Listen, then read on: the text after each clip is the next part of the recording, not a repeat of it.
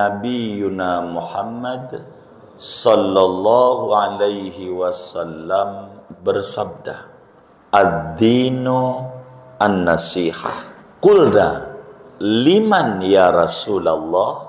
Faqala an-nabiyyu sallallahu alaihi wasallam lillah wa li kitabihi wa li rasulihi wa li a'immatil muslimin wa ammatihim. Kata Nabi, ad-dinu an-nasihah. Agama itu ketulusan. Tulus untuk siapa, wahai Rasulullah? Nabi jawab, 5.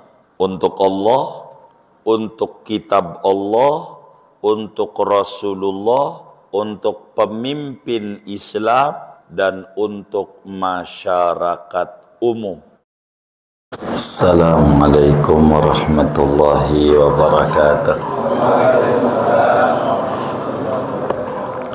Bismillahirrahmanirrahim. Alhamdulillahi rabbil alamin.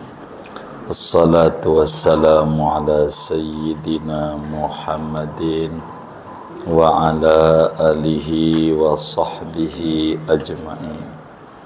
Allahumma inna nastahdika li arsyadi amrina wa zidna ilman yanfa'una.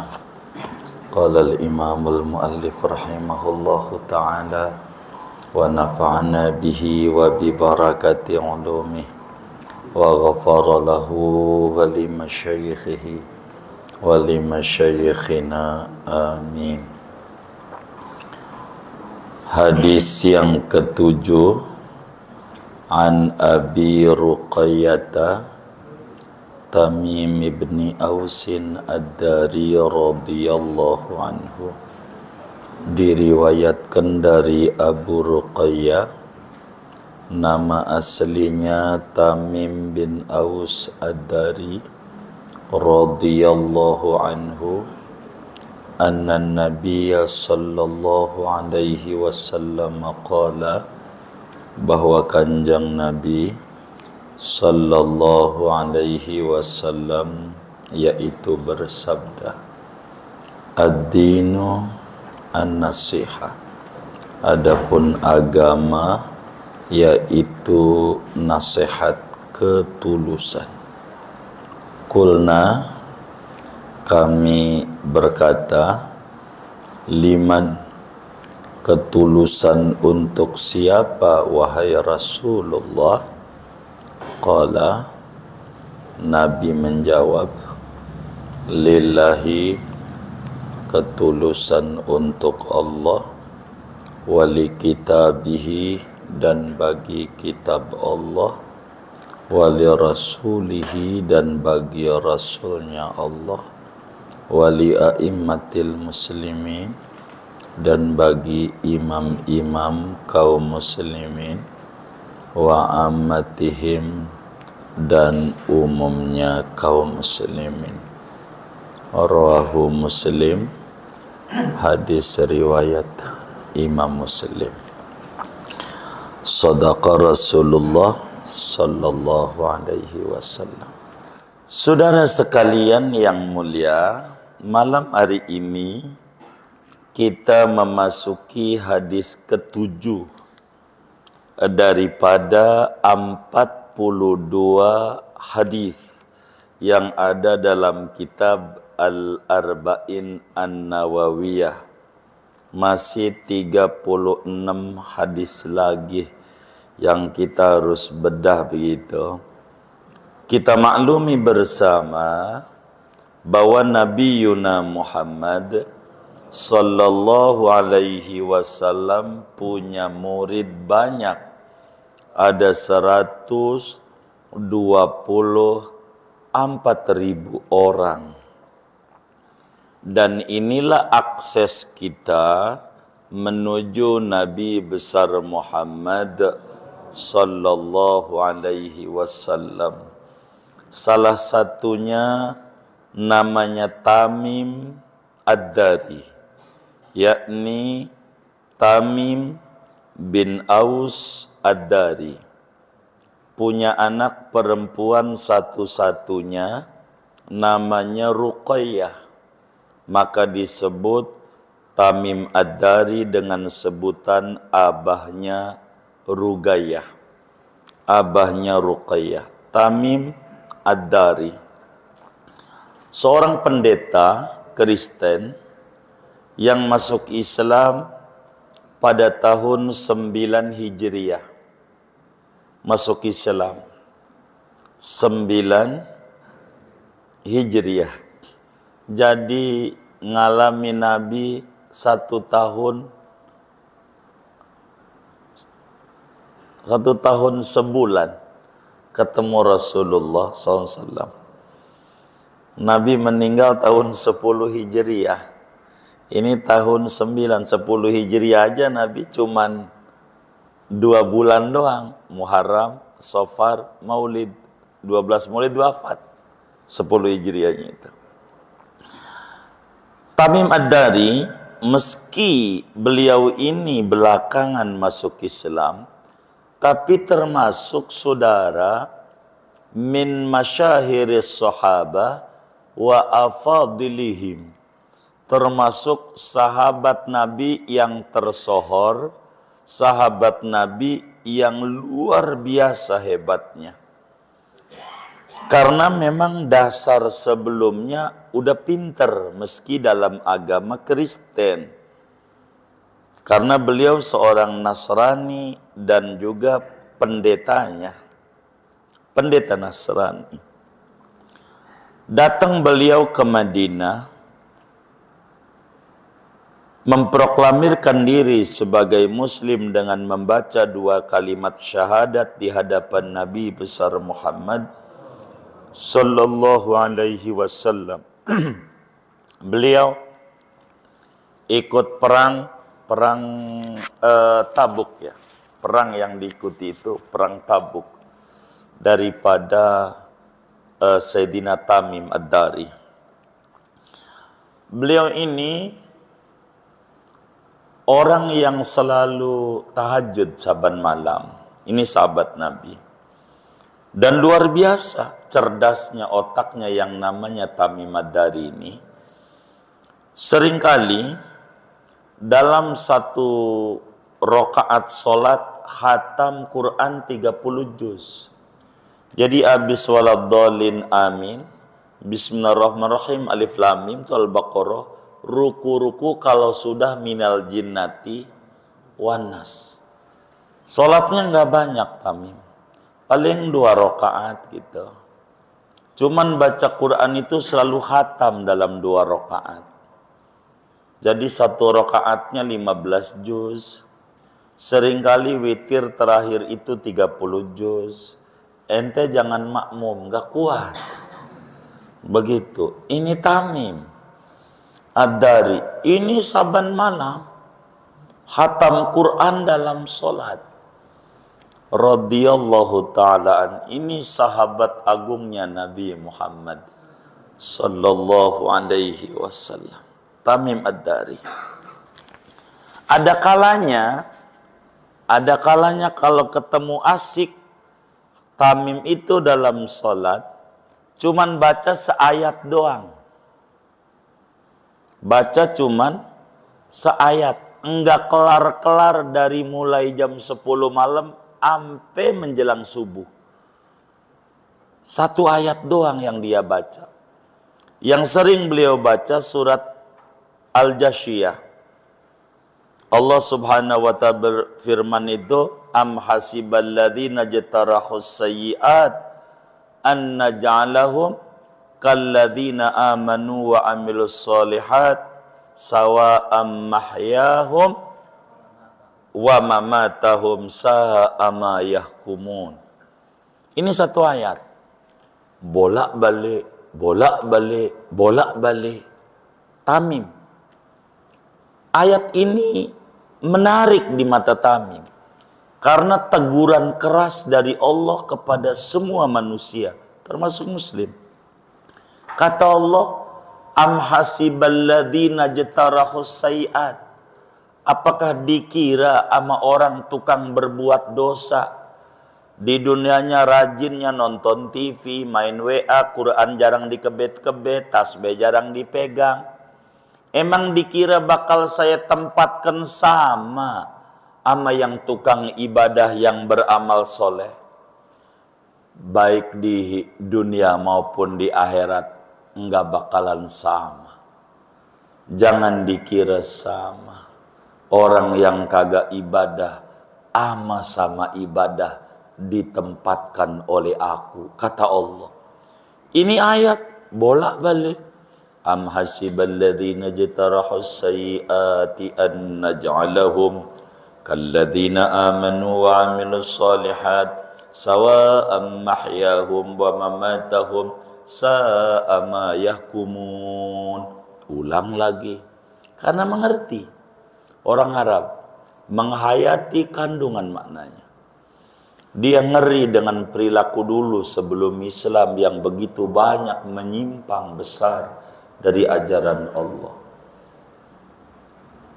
Kalau dia kemudian itu lagi sardan 30 juz langsung kelar. Kadang mesayat kalau lagi dia tadabburi. Itu Sayyidina Tamim, saudara. Kemudian Rasulullah SAW meninggal dunia. Khalifah pertama Sayyidina Abu Bakar 3 tahun kurang lebih.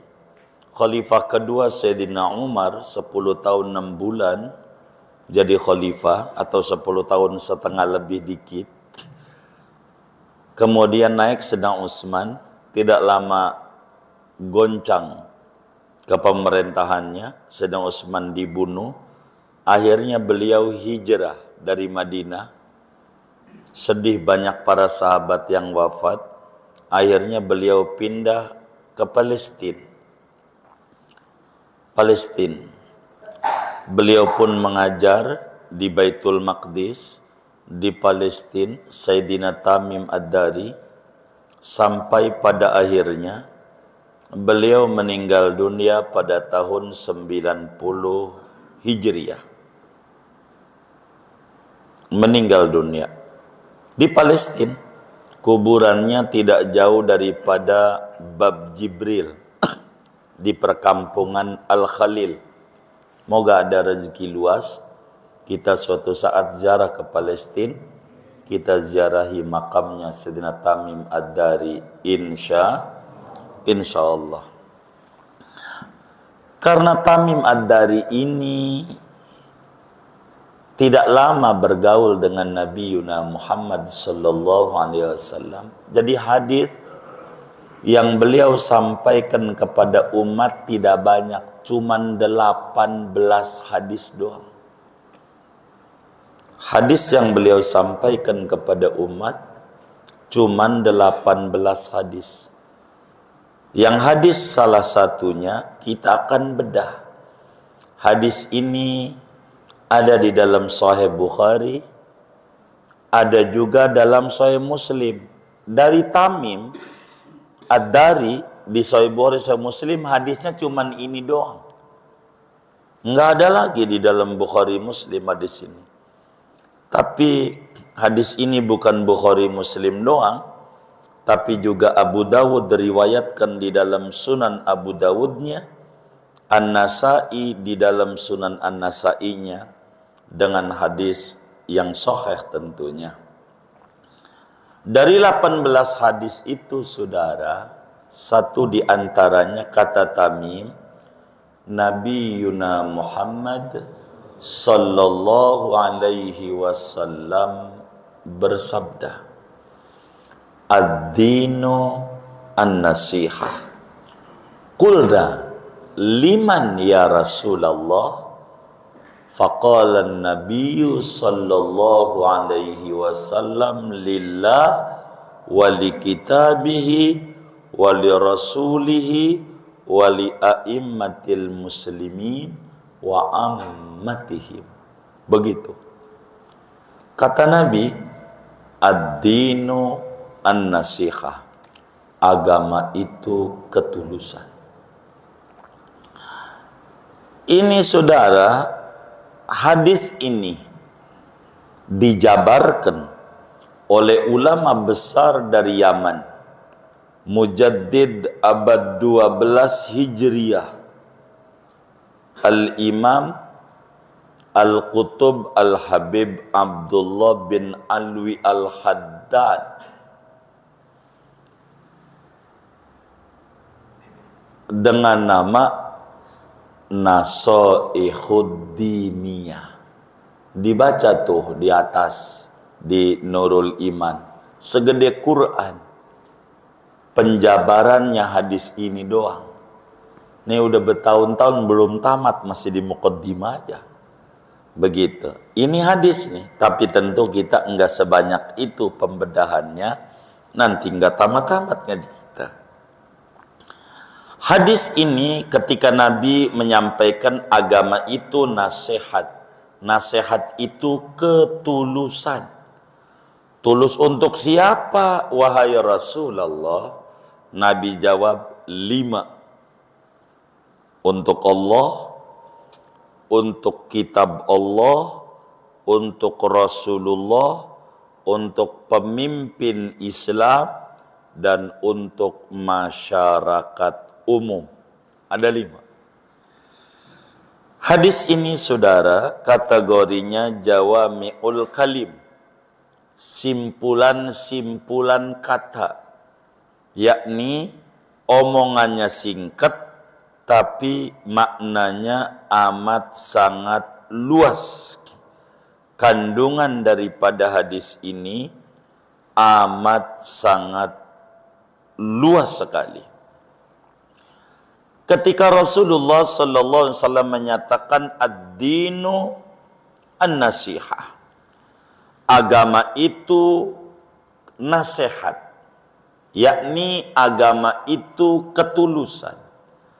Islam ini saudara dibangun pada 5 instrumen ketulusan.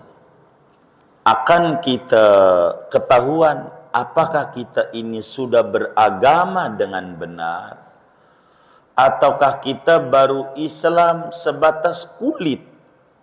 Maka jawabannya ada di hadis ini, yaitu hadis ad-dinu an-nasihah, yang menjadi judul kitab dibalik Nasaih Diniyah.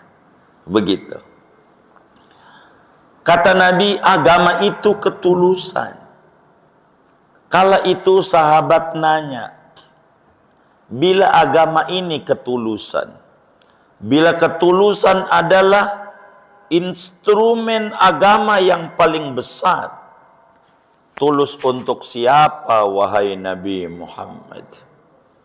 Maka Nabi jawab, pertama, lillah. Kita kudu tulus kepada Allah. Apa artinya tulus kepada Allah? Kita kudu beriman kepada Allah. Kita tidak boleh menyekutukan Allah. Kita kudu memahami sifat-sifat Allah. Kita kudu memahami Allah itu seluruh sifatnya sempurna, tidak ada kekurangan barang sedikit, dan Allah Subhanahu wa ta'ala itu Tuhan satu-satunya yang hak untuk kita sembah, untuk kita mengabdi, untuk kita taati, kita jauhi kemaksiatannya. Kita kudu cinta kepada Allah, kudu nurut sama Allah, kudu mengikuti suruhan-suruhan Allah, menjauhi larangan Allah. Ini baru disebut ad-dinu an-nasihah. Saudara, tidak ada yang baik sama kita kecuali hanya Allah.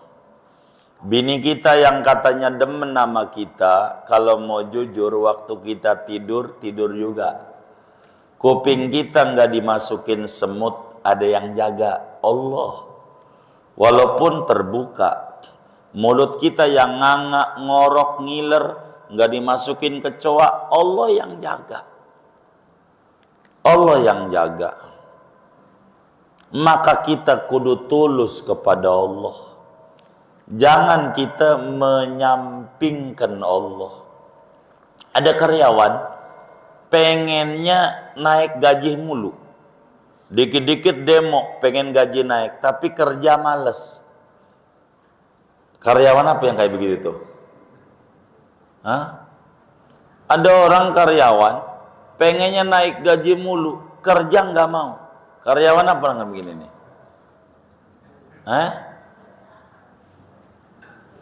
Ini nyampe apa kali ini ya?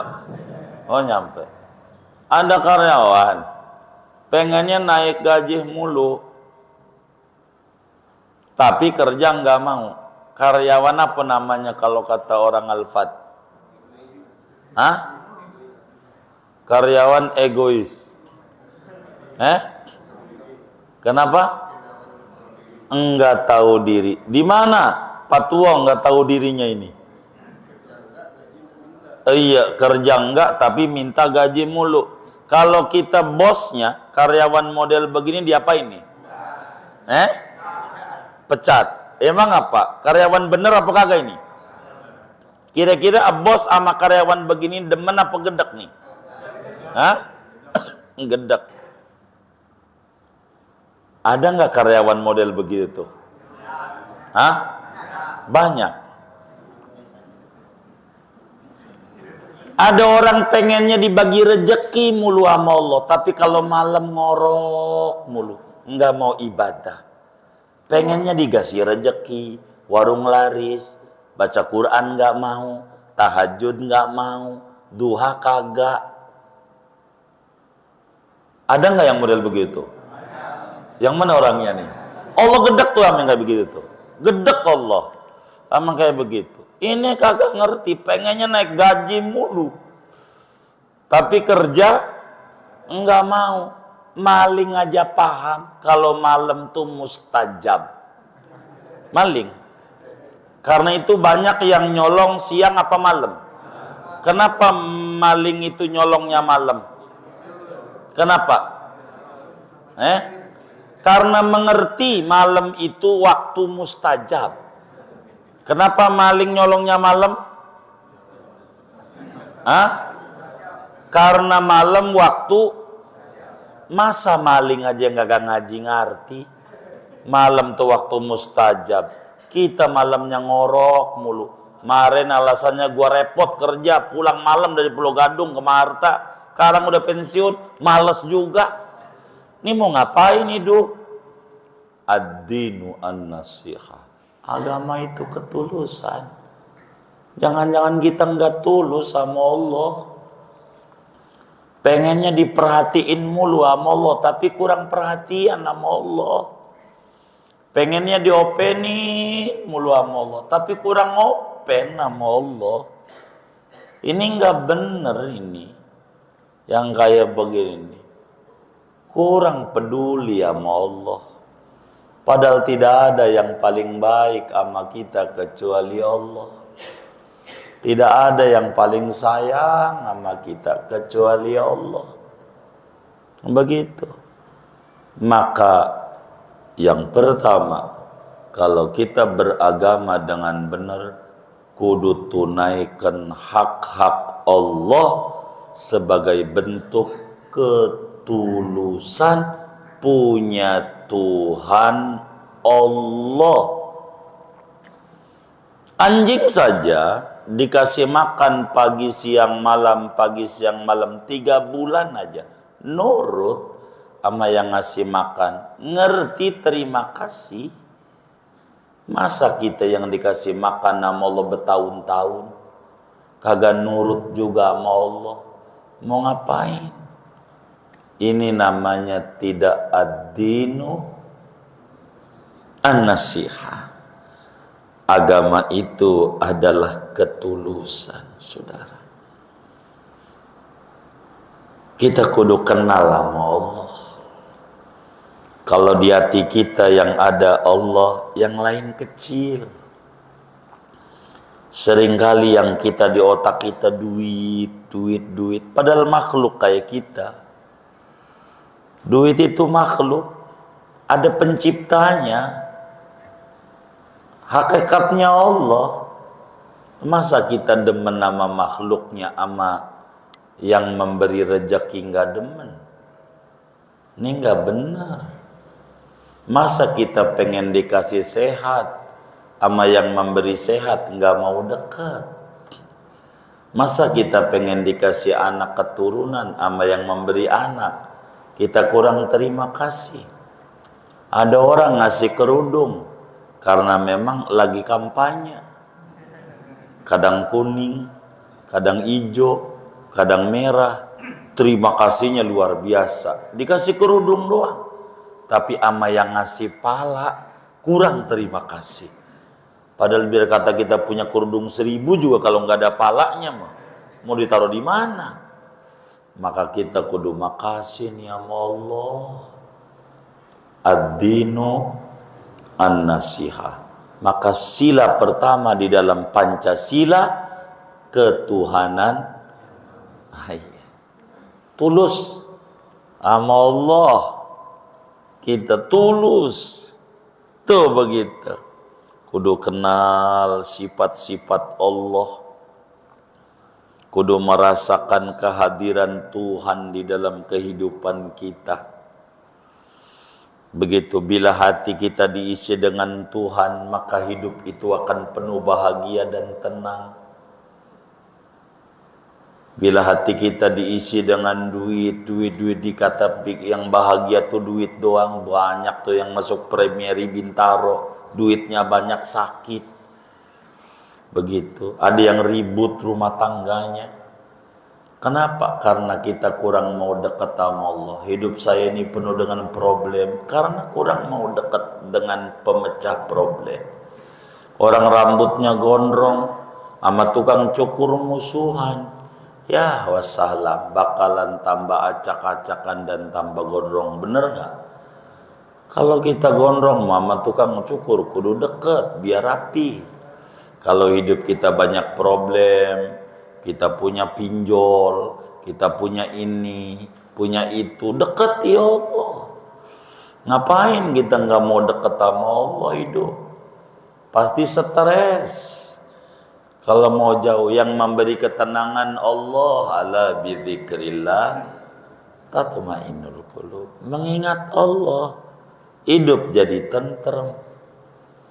Hidup kita enggak tentrem karena melupakan Allah. Dan ini bukan ad-dinu an-nasihah. Maka radina billahi rabba wa bil islami dina wa bi muhammadin nabiyya. 1, 2. Tulus kepada siapa ya Rasulullah?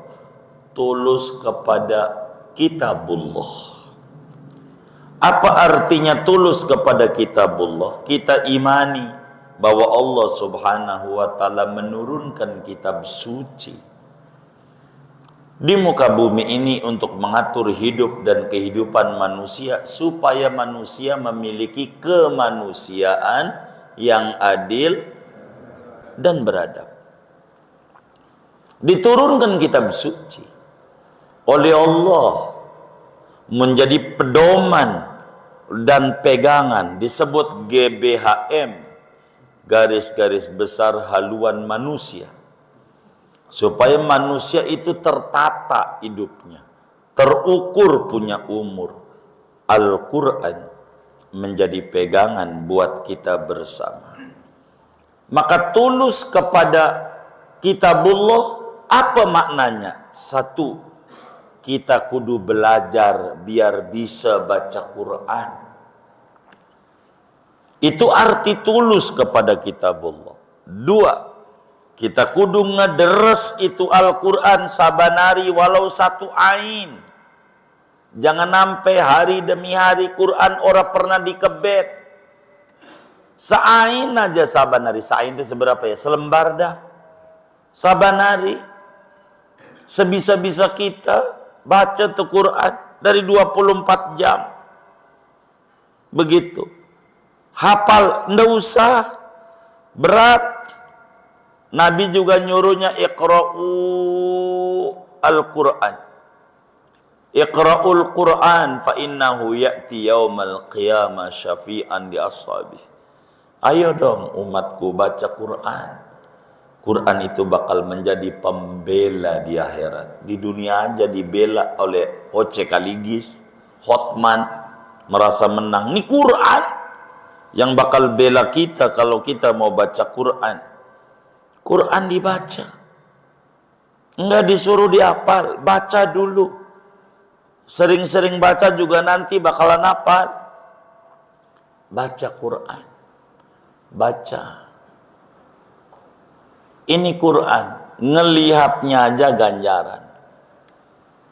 Imam Ahmad bin Hambal, muridnya Imam Syafi'i, punya makom yang tinggi. Sampai dianugerahi oleh Allah bisa ngimpi ketemu Allah. Di Ihya Ulumuddin dijelaskan oleh Imam Ghazali. Sampai 100 kali ngimpi ketemu Allah. Nanya tuh di 100 kali Imam Ahmad, ya Rabb, ibadah yang paling tinggi daripada umat Muhammad itu apa? Kata Allah, baca Quran. Perlu tahu artinya apa kagak? Mau tahu mau kagak, udah baca Quran, ganjaran besar. Sebagai kita ketulusan kepada agama. Al-Quran kudu kita baca-baca, saudara. Belajar, membaca, ngederes, mampu menghafal, terus mentadaburi kandungan makna Al-Quran. Afala yatadabbaruna al-Quran am ala qulubin aqfaluha.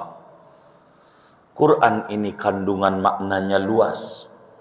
Sampai ulama bilang ada ilmu dalam Al-Quran kurang lebih 400 miliar 980 ribu ilmu ada dalam Al-Quran. Manajemen keuangan, ayat yang paling panjang. Dari 6.666 ayat yang paling panjang, ayat administrasi dan manajemen keuangan. Ya ayyuhalladzina amanu idza tadayantum bidainin ila ajalin faktubu. Karena muslim tuh kurang pandai memanage uang. Begitu, uang. Dulu gaji kecil cukup. Pas gaji naik kurang mulu sampai ngutang-ngutang. Ada masalah pada manajemen keuangan. Kalau mau kita bersifat qanaah cukup. Duit itu bagi kita cuman kurang pandai. Dan ini ada dalam Al-Quran. Otomotif ada ayatnya. Apalagi yang lain-lain. Kita mengamalkan daripada Al-Quran. Tulus tuh sama Al-Quran. Ayat-ayat semacam warisan. Perempuan 1, laki 2, ikuti. Jangan dirombak. Yang kayak begitu namanya tidak tulus pada agama. Udah sama aja, dia nginjak-nginjak Al-Quran. Maka Nabi bilang, rubatalin lil Quran wal Quranu yal'an. Banyak orang baca Quran, Quran marah-marah sama dia yang baca. Ada orang pakai umroh ngutang. Begitu, udah berangkat aja dulu. Nanti udah pulang nyicil. 4 tahun. Begitu. Ini namanya nginjak-nginjak Quran. Pulang umroh 9 hari, gelarnya mab doang. Begitu. Rurnya entar kalau udah lunas. Kalau kredit mobil tuh kalau udah lunas baru BPKB-nya dikasih. Kalau belum ya belum. Qurannya bilang walillahi 'alan nasi hijjul bait man istata'a ilaihi sabila. Hak bagi Allah, wajib bagi manusia haji dan umroh, wajib. Tapi yang mampu, kalau ngutang kagak, lu ke Mekah namanya karena hawa nafsu, tidak tulus bagi Al-Quran. Nggak usah. Kalau nggak ada, kumpulin aja dulu. Biar kita tulus bagi Al-Quran. Itu namanya kita, agama merupakan ketulusan. Yakni tulus pada Al-Quran. Ketiga, wali rasulihi, kita kudu tulus kepada Rasulullah. Bagaimana tulus bagi Rasulullah itu? Kita percaya bahwa Nabi Muhammad itu utusan Allah. Kita imani bahwa seluruh ajaran yang dibawa Nabi Muhammad itu benar adanya. Dan kita wajib mencintai Nabi Muhammad. Kita wajib untuk mentaati Nabi Muhammad. Mencintai Nabi Muhammad adalah kunci untuk dekat dengan Allah. Ini namanya tulus bagi Rasulullah. Bagaimana cara kita ketulusan kepada Rasulullah? Satu, tarkul ma'asi. Dua, qira'atu siratihi wa syama'ili. Kita baca sejarah hidup Nabi Muhammad, biar kita kenal bagaimana datuk-datuknya, abahnya, ibunya. Kita baca a'lamu nubuwatihi, tanda-tanda kenabian Nabi Muhammad. Kita baca ciri-ciri fisik Nabi Muhammad. Kita baca tentang akhlaknya Nabi Muhammad. Sebablah Allah menyatakan mayyuti'ir rasula faqad ata'allah. Siapa orang nurut sama Rasulullah, sama dia nurut kepada Allah Subhanahu wa taala. Kita kudu membaca sejarah hidup Nabi. Diperkenalkan kepada anak kita berapa anaknya Nabi, jumlahnya. Yang laki berapa, yang perempuan berapa. Yang paling tua namanya siapa, yang bontot siapa. Kita kudu tahu. Ini namanya tulus kepada Rasulullah. Kita ikuti akhlak Nabi. Kita ikuti apa yang Nabi ajarkan. Min a'zami sunnati Rasulillah taharatul qulub. Di antara yang terbesar sunnah-sunnahnya Rasulullah sebagai bentuk ketulusan, bagaimana kita membersihkan kita punya hati daripada akhlak-akhlak yang tercela. Kita kudu beradab, mengikuti adab-adab Rasulullah sallallahu alaihi wasallam. Kita menjadi penyebar ajaran Nabi di mana saja berada. Seorang muslim suruh menjadi pribadi muslim yang benar. Inilah namanya ketulusan kepada Rasulullah. Kita kudu mengakrabkan diri dengan Nabi, kudu menyebut-nyebut Nabi, kudu banyak bersolawat kepada Nabi. Sebagai apa? Bentuk ketulusan kepada Rasulullah. Keempat, saudara, agama adalah ketulusan. Tulus siapa? Untuk siapa? Yang keempat, kepada pemimpin Islam. Pemimpin Islam ada dua. Ada pemimpin agama, ada pemimpin pemerintahan. Maka kita kudu tulus sama ulama. Kita kudu hormat sama ulama. Kita kudu memuliakan sama ulama. Kita kudu mengagungkan sama ulama. Kita kudu menghormati ulama. Ini namanya tulus. Sebab Islam tidak bakal nyampe sama kita kalau tidak ada ulama. Maka nasihat daripada Islam, kita kudu ta'zim, mengagungkan kepada ulama. Begitu, man akrama aliman faqad akramani, wa man akramani kana ma'i fil jannah. Siapa orang yang memuliakan ulama, makalah sama dengan memuliakan Rasulullah. Sebab ulama adalah warasatul anbiya, sebagaimana Nabi menjelaskan al-ulama'u warasatul anbiya. Maka kita kudu nurut sama ulama, kudu mengikuti titah ulama. Yang kedua, pemimpin, pejabat, kita kudu nurut tuh sama presiden, sama gubernur, sama bupati, wali kota, sama camat, sama lurah, sama RW, sama RT. Kita kudu ta'zim, kudu menghormati. Kalau diajak kita kerja bakti sama RT, nurut. Kalau kita nggak bisa datang, apakah kita kompensasinya? Beli nasi uduk kek? Itu sebagai ta'zim kepada agama yang kita anut. Kudu hormat sama pimpinan. Nggak boleh kita nggak menghormati pimpinan. Bila kemarin kita ada sekat-sekat pemilu, ada 01, 02, ada 03, 0 berapa, ada banyak dah tuh nolnya. Begitu. Buang itu semuanya di pemilu. Kita harus mengedepankan persatuan. Sudah selesai, ntar 5 tahun lagi. Begitu. Jangan sampai yang atunya enak jadi wapres, yang atunya enak jadi menko. Duduk ngobrol, ngopi bareng, kita masih musuhan mulu tetangga sama tetangga. Mau ngapain? Yang kayak gitu nggak benar. Kita harus hormat. Nggak boleh sama pemimpin. Pusing ngurusin rakyat itu, pusing mereka. Hormat. Ini sebagai bentuk tanggung jawab kita. Tanggung jawab kita. Begitu. Sebagai bentuk apa? Hormat. Maka karena itu, Islam saudara, bagaimana kalau kita ada pilkada, ada pilpres, golput? Haram. Kenapa haram golput? Gercos, gerakan coblos semua haram. Kenapa haram? Karena kata Nabi, wali a'immatil muslimin. Kita kudu hormat sama pemimpin. Dan cara pemimpin ini enggak ada di Indonesia, di antara caranya kudu memilih. Maka dalam kitab Zubat dijelaskan fardun 'alan nasi imamun yansibu. Wajib hukumnya kepada masyarakat memilih pemimpin. Menjatuhkan pilihan gak wajib. Bisa milih A, B, C kalau ada 3. Ada 4D, ada 2 A, B. Itu milih mana? Tidak wajib. Tapi memilih salah satunya wajib. Yang ini nih namanya disebut ijtihad politik. Kita suka yang mana? Terserah. Itu terserah masyarakat. Siapa yang bisa meyakinkan masyarakat, ya terserah.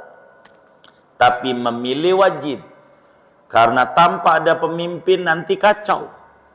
Tapi pemimpin yang kita pilih korup, zalim, sewenang-wenang. Kata Imam Al-Mawardi dalam kitab Hukum Tata Negara Islam yang diadopsi oleh Barat, kitabnya namanya Al-Ahkam As-Sultaniyah, 1000 tahun yang lalu, wafat 450 Hijriah.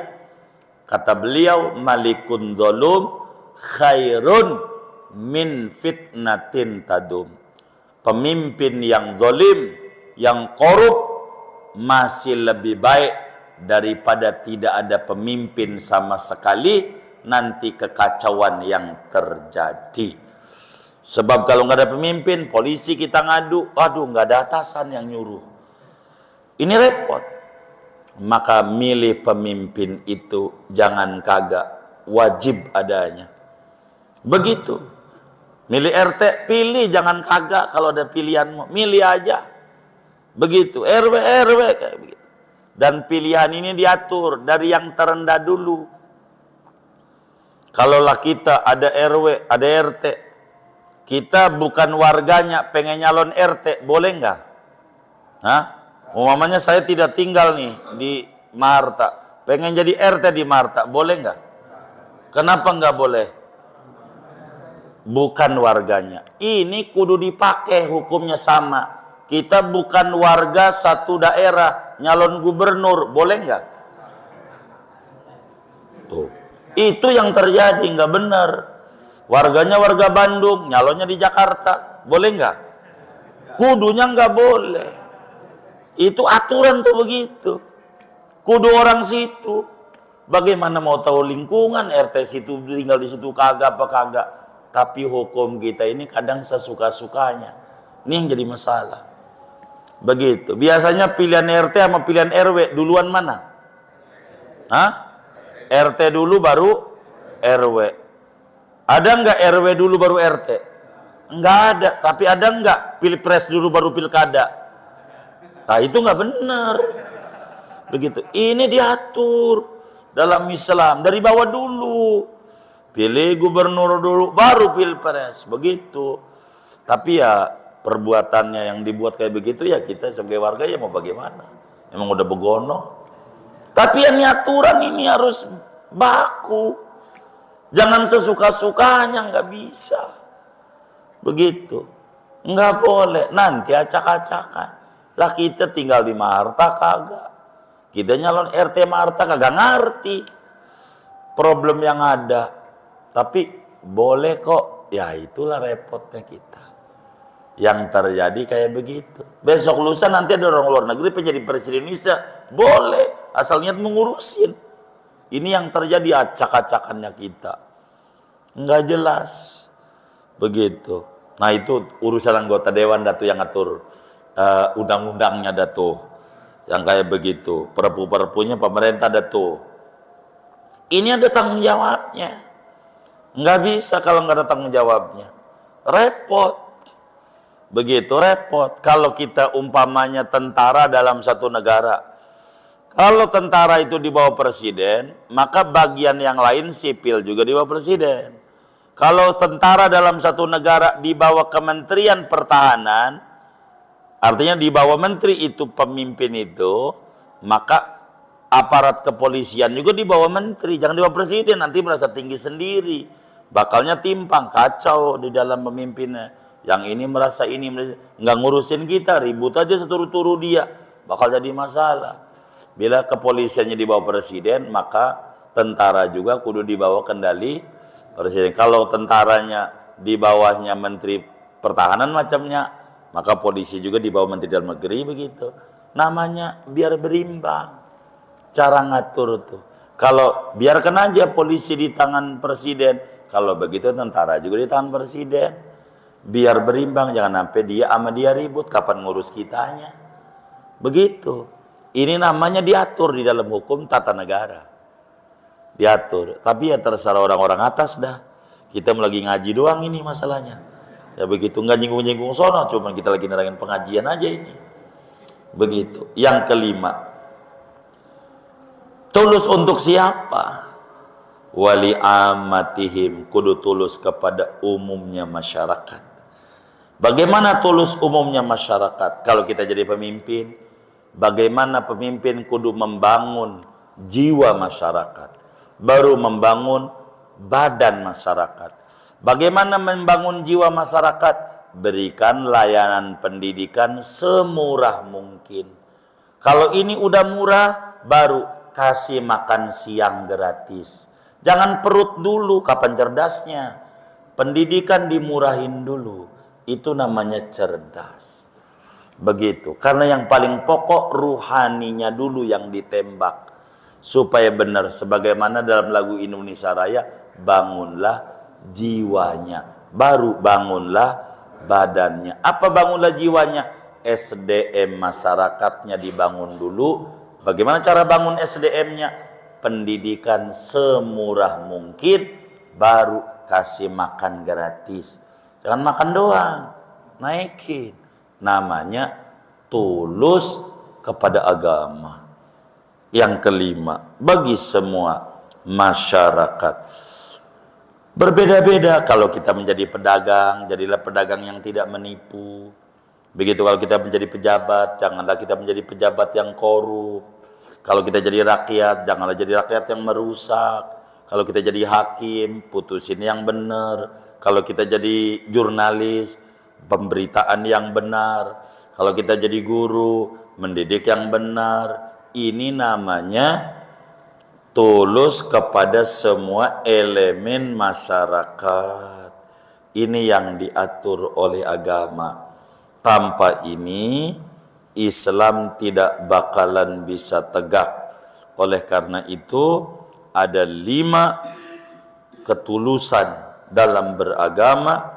Tulus kepada Allah, tulus kepada kitab Allah, tulus kepada Rasul Allah, tulus kepada pemimpin, ulama, pejabat, dan kelimanya tulus kepada semua warga masyarakat. Bila ini telah ada, maka kita akan tegak agama itu.